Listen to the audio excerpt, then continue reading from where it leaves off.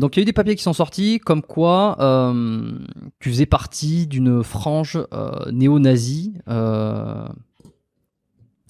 Et j'aimerais que tu m'expliques, on en a parlé en privé, c'est pour ça qu'on en parle aujourd'hui, d'où ça sort, est-ce que c'est le cas, est-ce que c'est vrai, pourquoi, est-ce que c'est ton passé, que tout le monde soit d'accord là-dessus pour qu'on se dise pas nécessairement que j'invite des gens peu fréquentables. En général, je prends toujours des précautions de savoir qui c'est que j'invite. Mais bon, on n'est jamais à l'abri, comme on dit.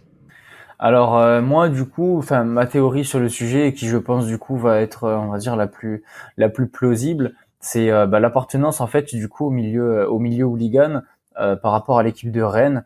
Il y a toujours eu cette connotation. Alors je sais pas pourquoi moi historiquement, je crois que ça revient de beaucoup plus loin que moi mon intégration à cette équipe qui avait on va dire cet aspect un petit peu en fait politisé qui leur a été donné alors qu'en fait eux ils avaient toujours essayé de se dévêtir justement on va dire de cette image parce que le foot il est apolitique et il y avait pas si tu veux il y avait aucune revendication, aucune appartenance à quoi que ce soit donc voilà si tu veux enfin moi j'ai l'impression en fait du coup que le simple fait de représenter et en fait de participer à ce groupe-là a suffi déjà on va dire à mettre une étiquette un petit peu radicale sur mon profil.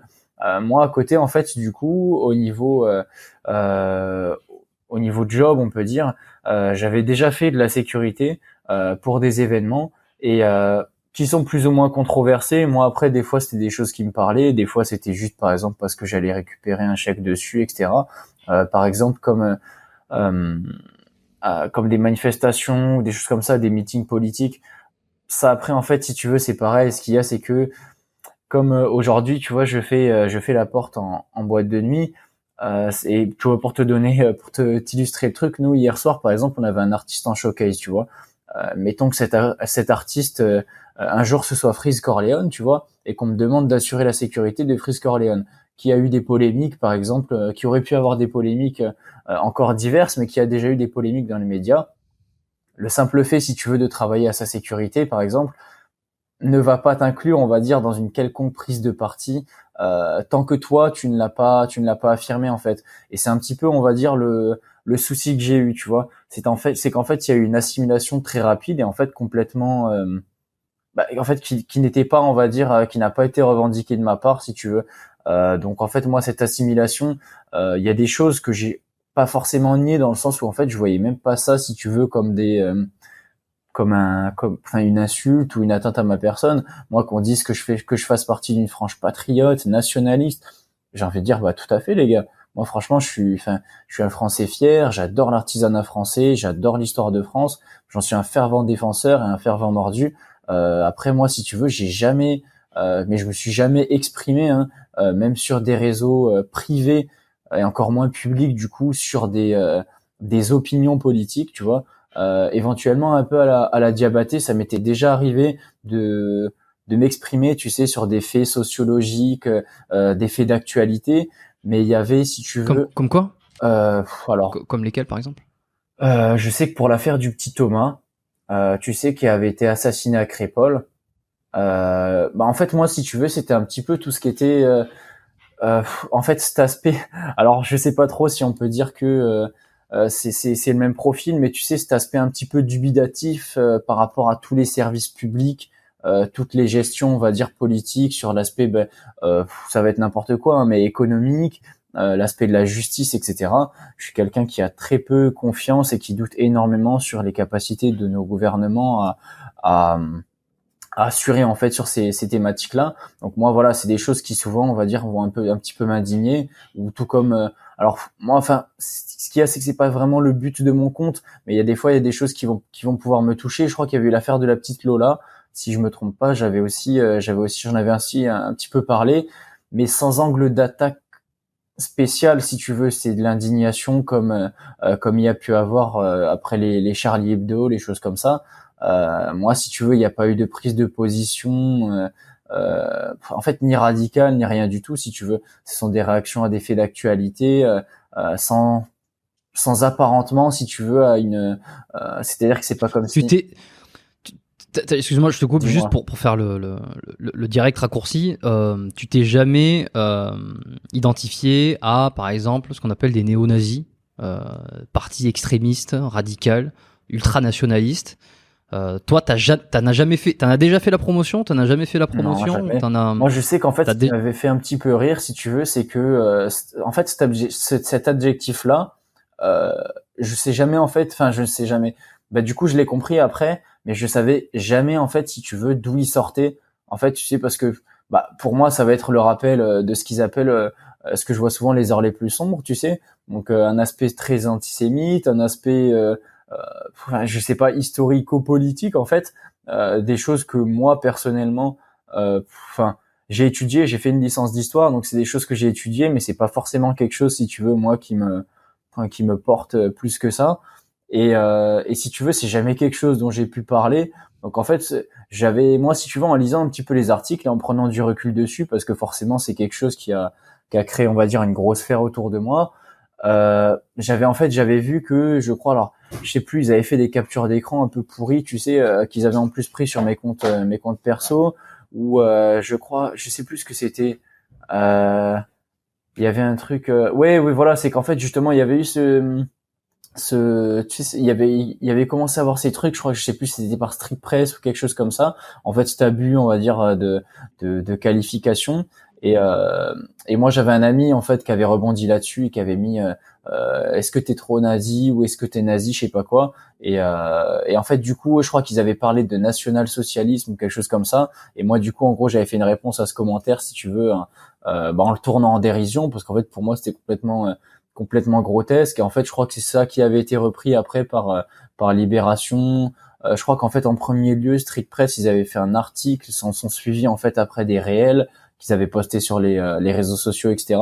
Donc moi, en fait, si tu veux, j'ai jamais compris ce détournement de sujet, c'est-à-dire que qu'on puisse entre guillemets, j'ai envie de te dire, parce que c'est toujours un petit peu le cas. J'avais vu avec Diabaté qu'en fait qu'on puisse stigmatiser ou apparenter, on va dire, tes prises de position ou tes opinions à parfois, on va dire, une certaine idéologie ou un parti politique qui, par exemple, des fois aurait pu avoir, entre guillemets, les mêmes propos.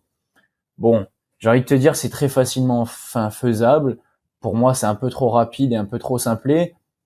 Mais voilà, on va dire que forcément, ça peut marcher très vite. Tu vois, les gens, ils vont dire, ah bah oui, mais regarde, c'est vrai que les deux prises de parole finalement sont vachement similaires. Bah, le mec, il plaide un petit peu la chapelle d'à côté. De ce côté-là, comme je te disais, il n'y a jamais eu d'évocation de ce genre de sujet-là, et ni de moi en fait d'idéologie là-dessus. Donc ouais, bah après moi, en fait, je te mens pas. Au début, ça m'a un petit peu touché, on va dire, parce que bah en plus j'étais fonctionnaire de la défense, j'étais militaire quand ces articles sont sortis là, donc forcément ça a mécontenté, on va dire le gouvernement et puis bah l'institution. Et moi en fait c'est surtout qu'au Tu t'es début, fait virer à cause de ça? non, c'est pas. Alors moi, c'était un départ en deux temps, c'est-à-dire que j'ai eu un gros souci à cause de ça. Enfin, pour être franc avec toi, au niveau de tout ce qui est ce qu'on appelle l'avancement, les possibilités de promotion, d'évolution, de passage de stage, de recrutement, etc. C'était assez banni malheureusement. Moi, j'avais de grandes perspectives dans l'armée parce que c'était le chemin que je briguais depuis tout petit. Donc ça a été un petit peu, voilà, pour te dire, il a fallu accuser le coup parce que pour moi ça a été quand même très rude, si tu veux, de passer. Très honnêtement, tu vois, de mes 3 à 4 ans jusqu'à la période de mon engagement, il y avait jamais eu de doute dans ma tête, tu vois. Ma carrière était tracée dans l'armée et voilà, j'allais y consacrer au moins 10 à 20 ans de ma vie.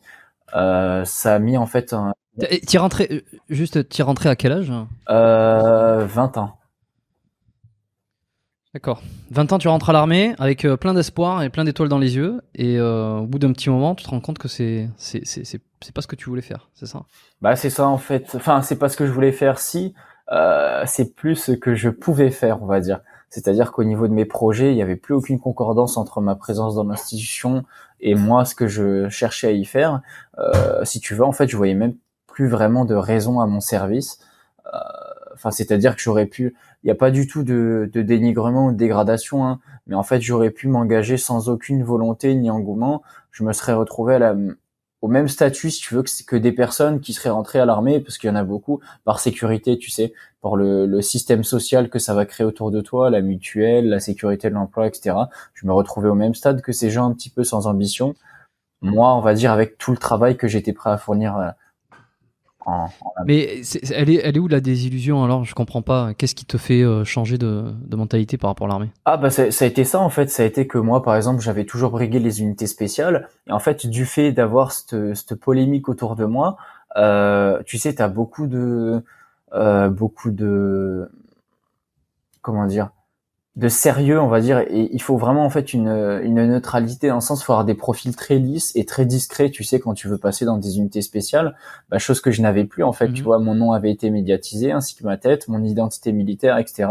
Pour moi c'était foutu hein, excuse-moi du terme donc si tu veux en fait tout ça je n'y avais plus droit et comme c'était on va dire la raison de mon engagement parce que moi je briguais vraiment des régiments des unités bien spéciales, je me retrouvais si tu veux à devoir finir 9 ans d'engagement en fait à la place que je ne souhaitais pas. Oui, oui, Et ok. Tu disais que tu pouvais plus progresser, voilà, plus évoluer dans ce exactement, que tu voulais. exactement.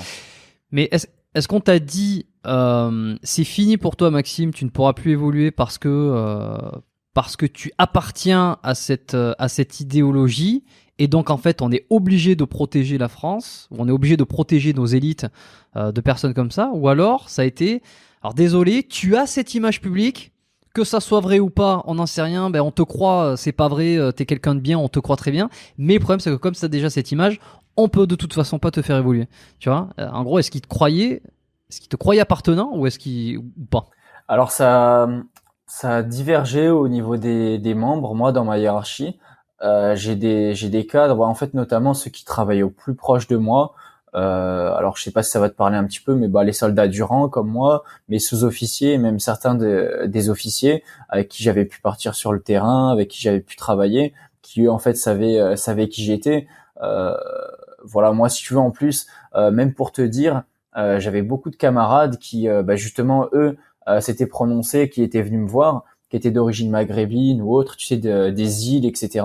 Donc, c'est-à-dire censés être les personnes que moi, je brûlais, tu sais, tous les week-ends en hommage dans l'article Street Press et qui m'avait dit, si tu veux, moi je gérais la salle de sport à mon régiment et du coup en fait je m'entraînais avec les gars tous les soirs. Généralement on finissait le service à 17h30 et à 21h30 on avait fini, tu vois, on se mettait des heures d'entraînement ensemble et les mecs avaient dit, il m'a dit putain si tu veux on peut aller voir la hiérarchie, tu vois, leur dire que c'est complètement aberrant d'entendre ça et puis que ben voilà en fait si ça peut on va dire convaincre ta hiérarchie, il y en a qui n'en avaient même pas besoin, qui par mon travail on va dire et ma facilité aux relations humaines n'avaient pas besoin d'entendre ou de voir ça, qui en étaient déjà convaincus. D'autres malheureusement qui n'avaient aucune proximité ni humaine ni professionnelle avec moi, qui avaient qu'une fonction administrative on va dire dans la gestion de mon dossier et qui eux, alors franchement je saurais pas te dire en fait avec exactitude parce que finalement la finalité on va dire des prises de décision quand on me les a un peu annoncées, je sais pas ce qui a fait pencher la balance. Très honnêtement, je pense qu'il y a un petit peu des deux dans les options que tu m'as évoquées et du coup voilà en fait c'est vrai que c'est un petit peu compliqué de le déterminer en fait. T'as jamais revendiqué faire partie d'un groupe néo-nazi, national.